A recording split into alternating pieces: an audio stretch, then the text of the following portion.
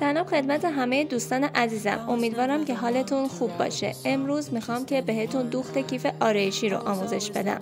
الگوی کیف رو آخر فیلم بهتون گذاشتم، میتونید ازش شات بگیرین و استفاده کنید. بریم که با هم دیگه این آموزش جذاب رو ببینیم.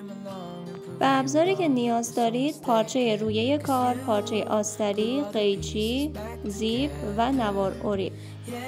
پارچه رویه کار رو من پافری استفاده کردم. میخواستم که کمی کیفم پفدار بشه، اما شما میتونید از پارچه‌های معمولی هم استفاده کنید. عزیزای دلم، 2 نکته در مورد پارچه رویه کار و زیپ بهتون بگم.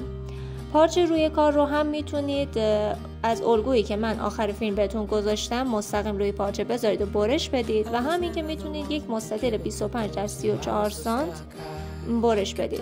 و همچنین زیپ هم باید کمی بیشتر باشه که اینجا ما مستطیل رو 25 سانت بود، زیپ متری 30 سانت من استفاده کردم.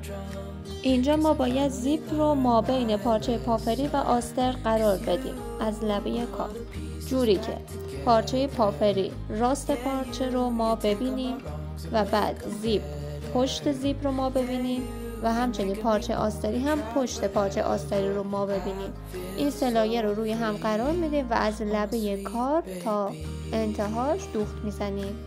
برای دوخت لبه دیگه کار، پشت پارچه پافری و پشت پارچه آستری باید رو به ما باشه و ما بینش هم لبه دیگه زیپ باید قرار بگیره. از ابتدا تا انتهای لبه رو دوخت میزنیم. بعد از دوخت 2 لبه کار به این شکل در میاد. پشت کار رو ما از 4 طرفش 4 تا مربع 4 سانت رسم میکنیم و سپس برش میدیم. بعد از برش باید لبه ها رو دوخت بزنید و برای تمیزتر شدنش میتونید از نوار اوریب استفاده کنید.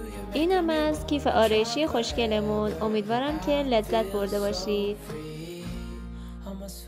هر چقدر که این آموزش رو دوست داشتید لایک و کامنت فراموش نشه و برای دیدن آموزش های جذاب دیگه حتما کانال ما رو سابسکرایب کنید. فعلا خدا نگهدار.